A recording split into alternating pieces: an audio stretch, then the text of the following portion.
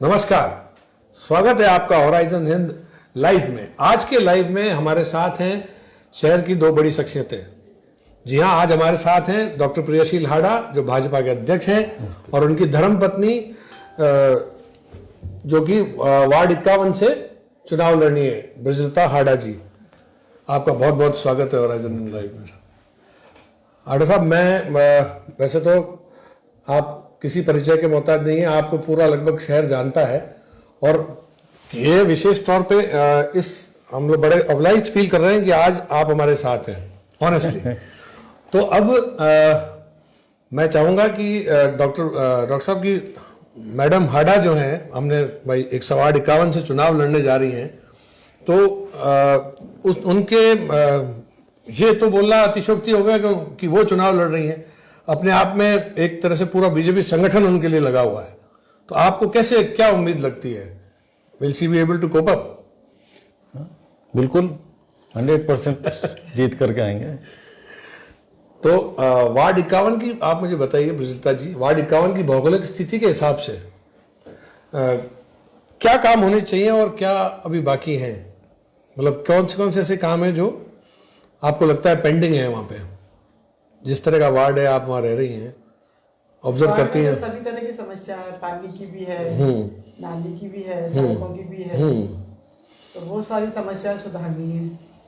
नहीं, वैसे भी डॉक्टर साहब एक चीज देखने को मिली है कि ये जो खुदाई की जो झंझट की बात आपने कही, ये चीज अमूमन हर वार्ड में है।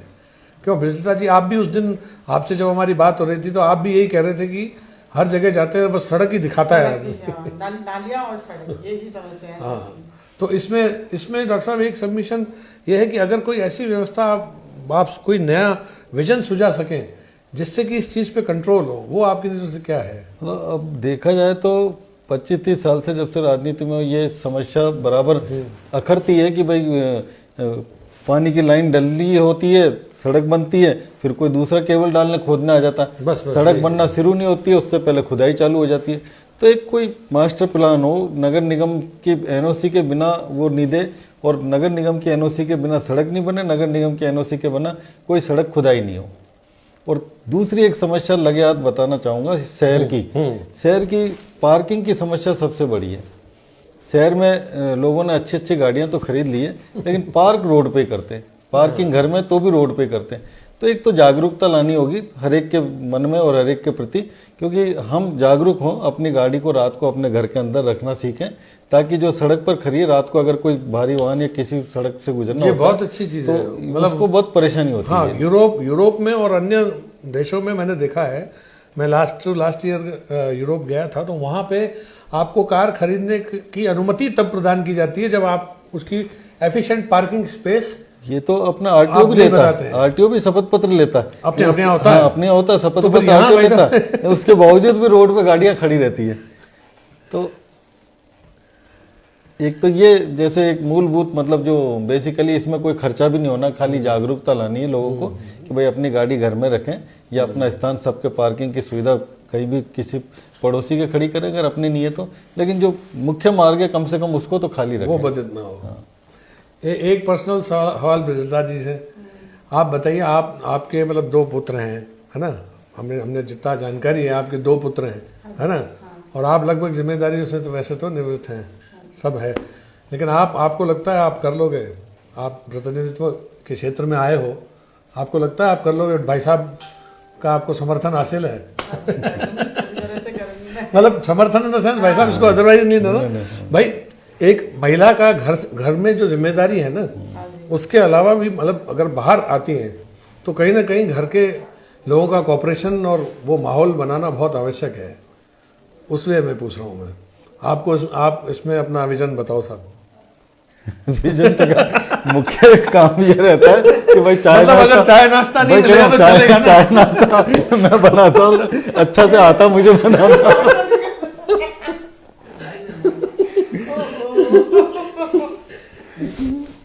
पर एक बात जो कही उन्होंने कि भाई वो सड़कें नालियां मतलब परमिशन ले खोदने के लिए, तो लेकिन उन पे ये भी जिम्मेदारी डाली कि अगर आपने खोदी है तो आप वापस रिपेयर करेंगे पूरा, जैसी सड़कें बनी हुई थी वैसी ही चाहिए वापस, ये चीज जरूरी है। फिर खोद खोद के चले जाते हैं, फिर परवाह नहीं करते, पड़ा रहता है सब ऐसे, तो वो सड़कें और ज्यादा खराब होती चली जाती हैं। अच्छा, एक चीज़ और डॉक्टर साहब, अब जैसे 60 वार्ड थे पहले, अब 80 वार्ड हैं, तो उसमें आपको क्या लग रहा है? आप संगठन के अध्यक्ष भी हो। मैं समझता हूँ ये तो अच्छी चीज है कि 80 वार्ड है तो 80 जनप्रतिनिधि आएंगे। शहर तो उतना ही है, हाँ, लेकिन अब 80 जने हो गए काम करने वाले। हाँ। मतलब 80 के ऊपर जिम्मेदारी होगी, पहले 60 के ऊपर जिम्मेदारी थी, चाहे भारतीय जनता पार्टी का हो, चाहे कांग्रेस का हो, चाहे निर्दलीय हो, लेकिन वो एक जिम्मेदारी व्यक्ति उस वार्ड से चुन करके आएगा। तो अब 80 के कंधों पे जिम्मेदारी रहेगी कि उस वार्ड को सुचारू रूप से चलाने की, उस वार्ड का विकास करने की। तो मैं तो समझता हूँ अच्छा है, 80 वार्ड में अच्छी चीज है ये। लेकिन कांग्रेस को तो पूरे वार्डों में लगभग उन्होंने लोग ही नहीं उतारे हैं। मतलब जो दूसरी प्रमुख पार्टी है, एज अ पार्टी अध्यक्ष आपसे पूछूंगा, कांग्रेस ने 11, 12, 13 और ये जो गणित आपने पिछले दिनों शहर ने मखौल देखा, वहाँ लोग तक नहीं उतारे हैं। ये आप इसको कैसे देखते हैं? देखा जाए तो मतलब कांग्रेस तो खत्म होने के कगार पे है। ये उसका ज्वलंत उदाहरण है कि सिंबल देने में या प्रत्याशी घोषित करने में उनको इतनी कठिनाई हुई। आप देखें तो जो अपना प्रत्याशियों को फॉर्म भरने की जो समय सीमा थी 3 बजे तक, उसके बाद भी जब हमें सूचना मिली कि 8 बजे तक भी पूरे ऑफिस खुले हैं और प्रत्याशी वहां जा जाके सिंबल और फॉर्म चेंज कर रहे हैं। जैसे हमारा वार्ड 51 का ही उदाहरण दूं, जो प्रत्याशी है उसने भरा था निर्दलीय फॉर्म, अच्छा, लेकिन दूसरे दिन देखा गया तो उसका कांग्रेस से भी फॉर्म था। और मैं खुद वहां पर रात को 8:30 बजे गया हूँ कलेक्टिव में, तो सीआई खुद किशनगंज थाने के सीआई आए थे, उनने फिर उनको निकाल के भगाया और हमने ज्ञापन दिया था कि इसकी वीडियोग्राफी सार्वजनिक करी जाए कि 3 बजे तक कितने फॉर्म जमा हुए थे और 3 बजे के बाद कितने फॉर्म आपने चेंजेस करे।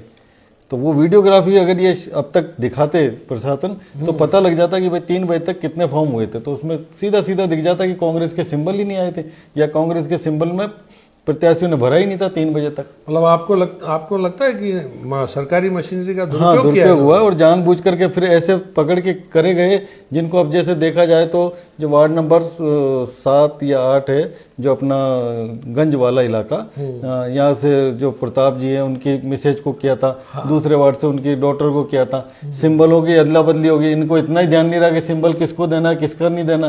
तो इसका मतलब ये है कि ये बहुत जल्दबाजी में काम किया गया और रात हो रही थी और सुबह का इंतजार नहीं कर सकते थे, इसलिए जल्दबाजी में करा। तो ये सब गफलत की वजह से ये जो स्थिति आई ये इसका परिणाम है। हाँ, मतलब कांग्रेस एक तरह से इस चीज में 80 वार्ड होने से फेल हुई है, आपको लग रहा है भाई? 80 वार्ड होने से फेल नहीं हुई, इनका जो तंत्र है वही सारा फेल हो गया, कांग्रेस का पूरा सिस्टम ही फेल है।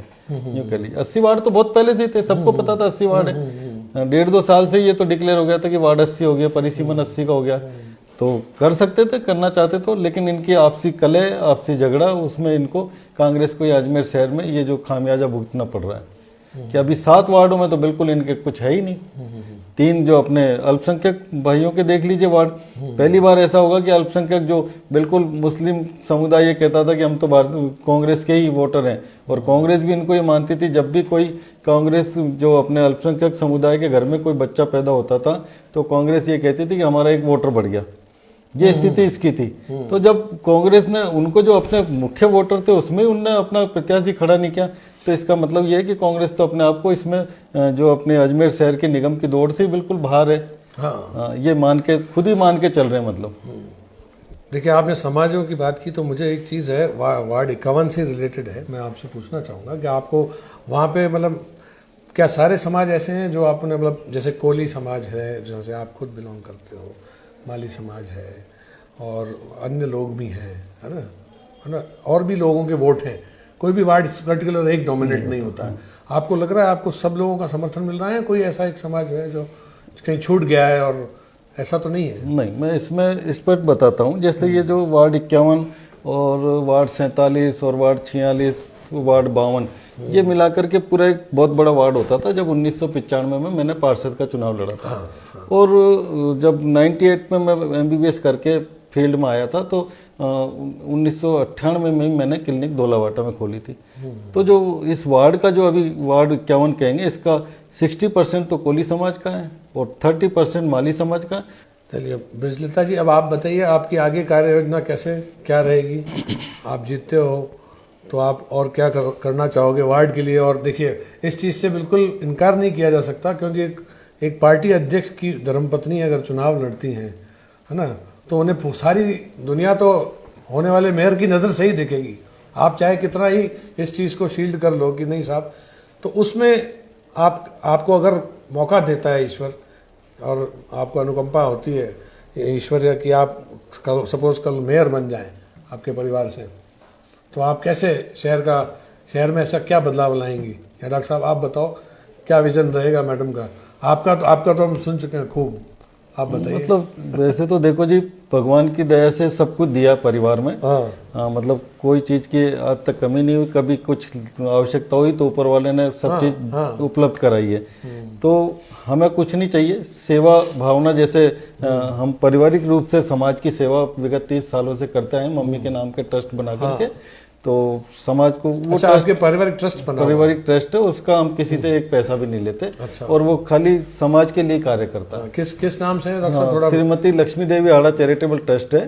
विगत 22 सालों से हम उसमें समाज के बच्चों को हुआ या समाज के जितने भी बुजुर्गों को हुआ या निर्धन परिवार हुआ, उसको हम सेवा करते आए। और उसमें हम बिल्कुल भी एक पैसा किसी से भी नहीं लेते। मैडम उस दिन आप शायद यही बता रही थी, है ना, कि हमारे ट्रस्ट में आप वो बच्चों के लिए स्कॉलरशिप और मतलब इस साल ही नहीं किया कोरोना की वजह से, नहीं तो विगत 22 साल से हम बिल्कुल करते आ रहे हैं। और हम उसमें किसी से एक पैसा भी नहीं लेते। वो हमारा बिल्कुल पारिवारिक पैसा जो भी हम होता है, तो हम साल भर जो भी उसमें डोनेट करना होता है उसमें करते रहते हैं, फिर उसको समाज के काम में लेते रहते हैं।